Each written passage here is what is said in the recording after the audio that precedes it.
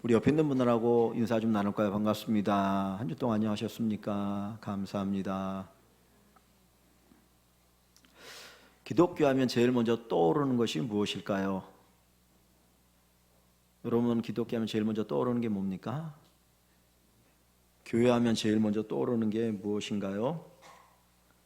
십자가이죠. 교회를 상징하는 것이 십자가입니다. 그래서 이 건물이 교회인지 아닌지 알 수 있는 것은 십자가가 있나 없나 보면, 십자가 있으면 교회고 십자가 없으면 교회가 아니구나, 일반적으로 그렇게 생각하게 됩니다. 사실 십자가라고 하는 것은 로마에서 가장 악한 죄수를 사형에 처할 때 쓰던 방법이었습니다. 십자가에 못 박아서 달아서 3일이고 4일이고 진을 빼고 탈진해서 죽게 만드는 사형 방법이 십자가입니다.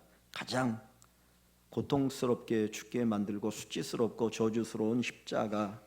그런데 그 십자가가 기독교의 상징이 된 것은 예수님께서 그 십자가에 달려 죽으셨기 때문입니다. 예수님께서 십자가에 달려 죽으심으로 기독교가 그 십자가를 우리의 상징으로 쓰고 있습니다. 초대교회 성도들이 기독교의 상징을 여러모로 생각했습니다. 물고기 익투스라고 하는데, 그 물고기를 기독교의 상징으로 할 것이냐, 아니면 동그란 원에다가 십자가와 X자를 그림으로써 기독교의 상징으로 할 것이냐, 여러 가지 생각했지만 결국은 십자가가 기독교의 상징이 되었습니다. 십자가를 통해서 우리는 예수님을 생각하게 되어지고 구원의 진리를 생각하게 됩니다. 그런데 우리가 한번 생각해 볼 수 있는 것은 무엇이냐면, 우리가 얼마나 십자가를 생각하고 십자가를 묵상하고 십자가를 자랑하며 살아가는가 하는 것입니다. 십자가는 교회의 상징일 뿐만 아니라 우리 성도들의 자랑거리가 되어질 수 있습니다. 제가 매 주일마다 설교를 하고 또는 수요일 날 그리고 매일 새벽에 설교를 하면서 한번 이 말씀을 보면서 생각해 봤습니다. 나는 얼마나 십자가를 증거했는가?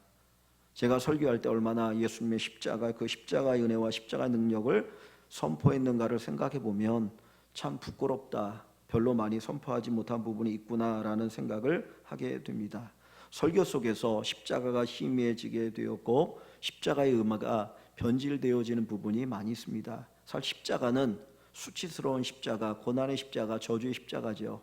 그런데 그 십자가 어느 순간부터 영광스러운 십자가가 되었습니다. 처음 기독교인들이, 초대교회 성도들이 예수를 믿을 때에 예수 믿는 것 때문에 말할 수 없는 박해를 받게 됩니다. 그래서 카타콤, 그 지하 동굴에 숨어서 믿음 생활을 하기도 하고 죽음을 각오하고 믿음 생활을 하기도 합니다. 그런데 로마의 콘스탄틴 대제가 꿈을 꿨는데, 그 꿈에 십자가 깃발을 들고 나가면 이길 것이다, 전쟁이 이길 것이다. 그래서 그 꿈을 꾸고 진짜 십자가 깃발을 들고 나섰는데 전쟁에 이겼어요. 큰 승리를 거뒀어요. 그때 그 콘스탄틴 대제가 기독교를 공인합니다. 이전까지는 기독교가 불법 종교였고 기독교를 믿는 사람들은 박해를 받고 순교까지 해야 되었습니다. 그런데 콘스탄틴 대제가 이제 기독교를 공인하고 나니까 자유롭게 이제 예수를 믿게 되어지고 나중에는 국교화되어지니까 돈 있는 사람들이 하나님의 은혜라고 생각하면서 교회를 짓고 예배당을 짓고 그리고 높이 십자가를 세우게 됐습니다. 그때부터 십자가는 영광의 십자가입니다. 영광의 십자가.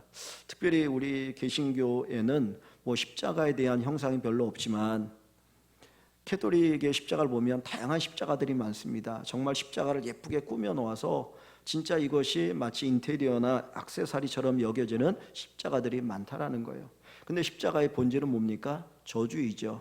십자가의 본질은 수치입니다. 십자가의 본질은 고난입니다. 근데 우리들도 예수를 믿고 십자가를 생각하면서 어느 순간 고난도 사라졌고 수치도 사라졌고 능력도 사라졌고 저주도 사라진 영광의 십자가, 영광의 십자가를 생각하게 됩니다. 다시 한번 새롭게 십자가의 의미를 생각해 볼 수 있어야 할 줄 압니다. 세상은 십자가를 사랑하지 않습니다. 여기 오늘 우리가 읽은 본문 그 뒷부분에 보시면 여기 22절과 23절에 보면 바울 사도가 이렇게 말씀하고 있습니다. 우리는 십자가에 못 박힌 그리스도를 전하니, 십자가에 못 박힌 저주받아 십자가에 죽은 그리스도를 전하니 유대인에게는 거리끼는 것이요 이방인에게는 미련한 것이로 되어 있습니다.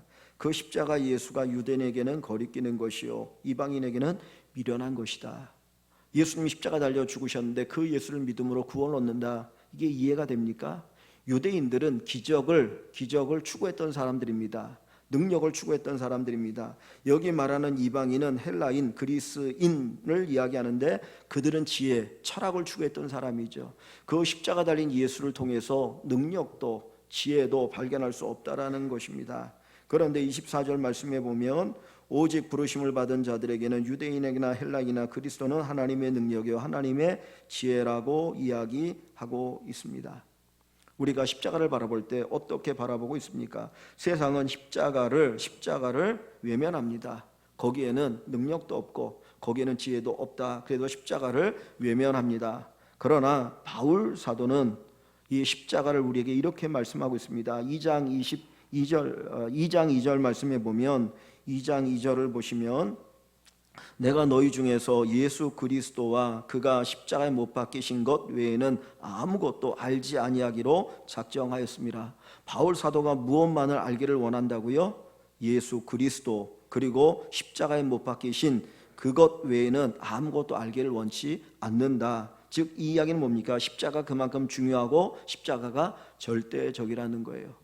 바울에게 있어서 십자가는 절대적이었습니다. 십자가는 정말 중요한 것이었습니다. 그래서 한 걸음 더 나아가 빌립보서 3장 7절과 8절에 보면 이렇게 이야기합니다. 무엇이든지 내게 유익하던 것을 내가 그리스도를 위하여 해로 여길 뿐더러 또한 모든 것을 해로 여김은 내 주 예수 그리스도를 아는 지식, 내 주 그리스도 예수를 아는 지식이 가장 고상하기 때문이라.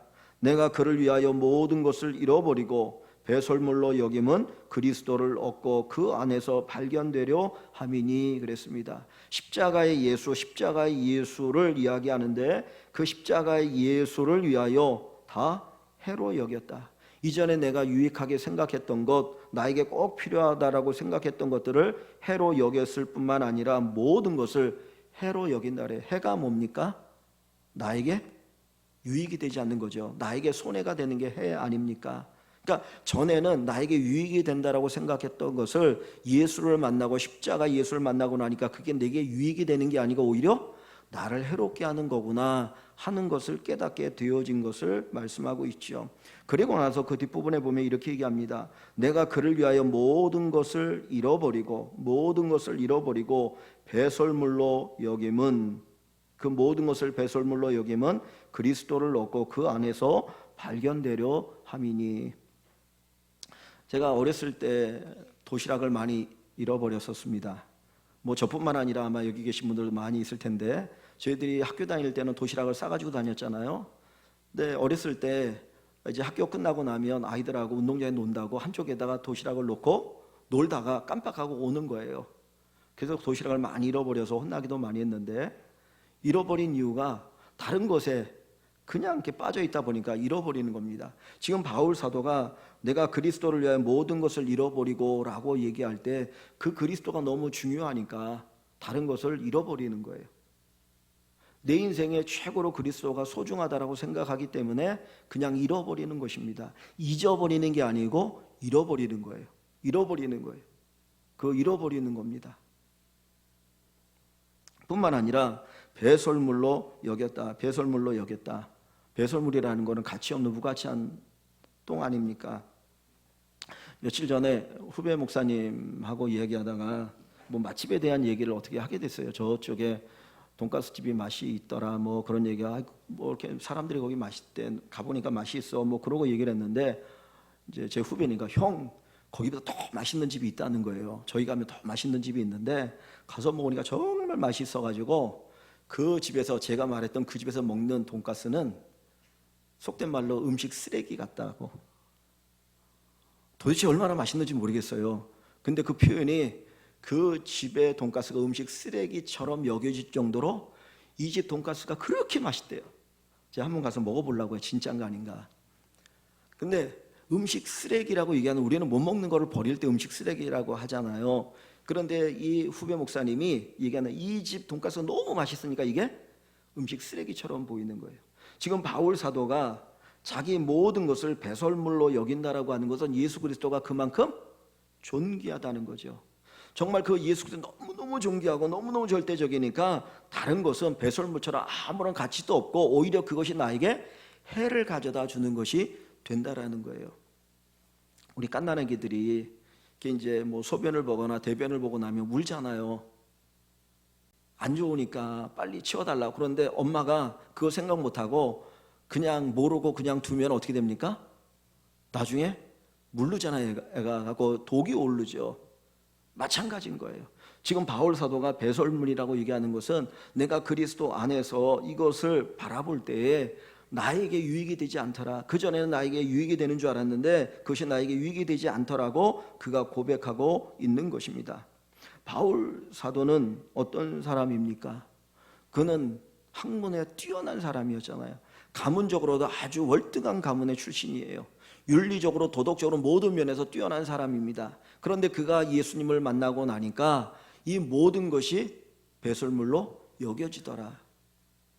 우리가 예수 그리스도 그리고 십자가의 그 예수님을 만나게 될 때 그 십자가의 절대적 가치를 우리가 깨닫게 되어지고 인정하게 됩니다. 우리 성도 여러분들이 바울 사도가 만났던 이 십자가의 은혜를 새롭게 만나는 귀한 축복이 있기를 간절히 소망합니다. 찬송가에 보면 주 예수보다도 귀한 것은 없네.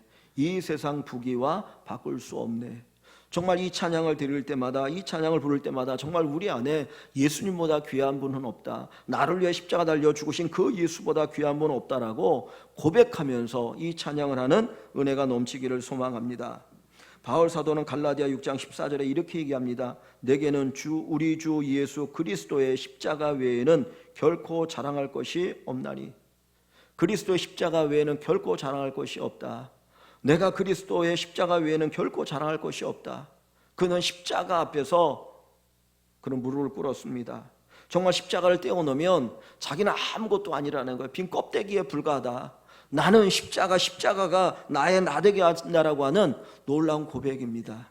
우리 사랑하는 성도 여러분들이 이 십자가의 은혜, 십자가의 주님을 새롭게 만나는 귀한 축복이 꼭 있기를 소망합니다. 사실 바울이라고 하는 사람은 십자가 예수를 몰랐던 사람이에요. 예수 믿는 사람을 증오했습니다. 저놈들이 이 사회 질서를 어지럽힌다라고 수많은 사람들을 현혹하는 저 사악한 기독교는 없어져야 된다고 그래서 예수 믿는 사람들을 잡아들인 일에 무엇보다도 앞장섰던 사람입니다. 스데반이 돌에 맞아 죽을 때도 그 옆에서 앞장서서 그 스데반을 죽이는 일에 앞장섰던 사람, 예수 믿는 사람이 있기만 하면 어디든지 달려갔던 사람, 그가 바로 바울입니다. 그런데 그 바울이 다메섹으로 가다가 길에서 십자가 달려 죽으시고 부활하신 예수님을 만나게 됩니다. 사울아 사울아 네가 어찌하여 나를 핍박하느냐. 주여 누구십니까? 나는 네가 박해하는 예수라. 그 십자가 예수님을 만나고 그는 꼬꾸라졌습니다. 무릎을 꿇었습니다. 그리고는 그리스도의 사람이 되었습니다. 예수님을 만나고 그는 복음을 전하기 시작했고 3년 동안 아라비아 광야에 가서 거기에서 기도하면서 하나님의 이 십자가의 복음을 다시금 되새기는 시간을 가지고 복음을 전하다가 마지막 로마에서 순교하게 됩니다. 바울 사도에게 있어서 십자가는 떼어놓을 수 없는 것이었습니다. 마찬가지로 저와 여러분들에게도 십자가는 떼어놓을 수 없는 것입니다. 십자가의 능력, 십자가의 은혜를 우리가 다시 한번 되새기기를 소망합니다. 오늘 본문 속에서 우리가 두 가지만 생각해 본다면 십자가는 하나님의 사랑입니다. 십자가는 하나님의 사랑입니다. 로마서 5장 8절에 보면 그리스도께서 우리를 위하여 죽으심으로 하나님께서 우리에 대한 자기의 사랑을 확증하셨느니라. 여러분, 우리는 하나님의 사랑을 어떻게 알 수 있습니까? 어떻게 하나님 사랑을 알 수 있습니까? 우리가 예수 믿고 뭔가 잘 되면 하나님을 나를 사랑하는구나, 그거를 알 수 있습니까? 내가 예수 믿는데도 불구하고 힘들고 어려우면 하나님 우리를 사랑하지 않는 것입니까? 우리가 하나님의 사랑을 알 수 있는 것은 십자가입니다.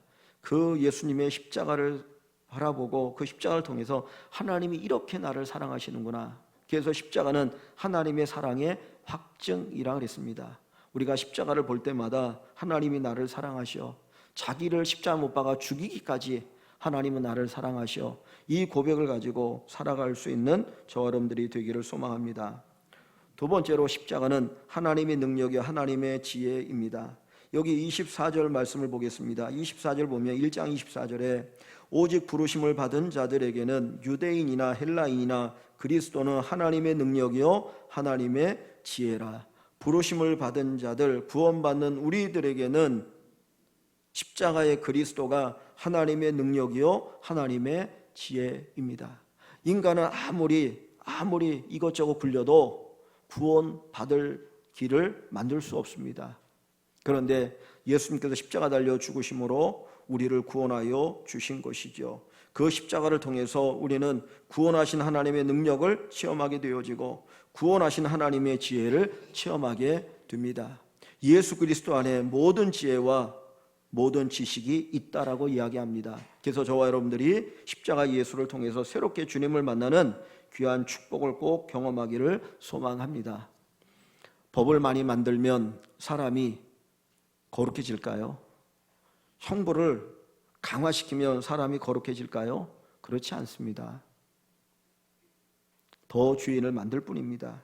오직 예수의 십자가, 이 예수님의 십자가를 통해서 우리가 새롭게 주님을 만나고 주님의 은혜를 체험하고 죄 씻음의 은혜를 새롭게 체험하는 우리 모든 성도 여러분들이 되시기를 주님의 이름으로 간절히 소망합니다.